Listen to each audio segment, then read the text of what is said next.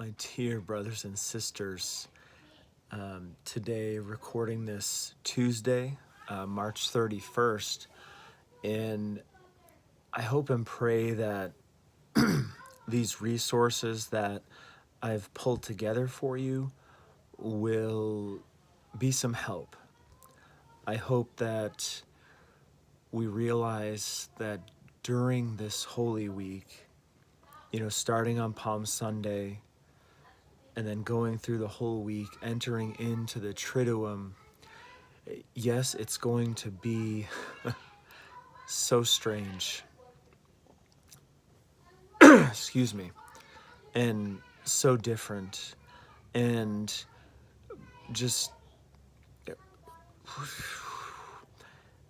because it's so different, we may not know how to approach it. And so I hope these resources will help, because I fully believe that we have such an opportunity during this Holy Week to enter into the week like never before, and to really transform our homes into the domestic churches they are called to be, in just a more full way, in a way like we've never done in the past, because everything has slowed down, because right now we're not allowed to be as busy as we were before. All of the extracurriculars, all of the extra activities, everything we had going on came to a dead stop.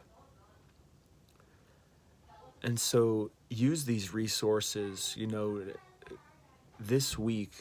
Look through them. Obviously don't do everything, but do what's going to work for your family. And it's also so important, Father Vaughn is going to try and live stream all of the Triduum masses and celebrations. He's going to try to make those accessible to us, and I'll get more information out to you as soon as I hear about those. But when we live stream, when we watch Mass on TV, make it as if you are really there.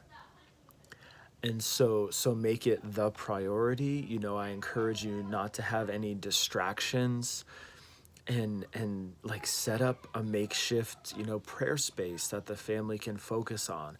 Like this past Sunday, we watched Mass, right?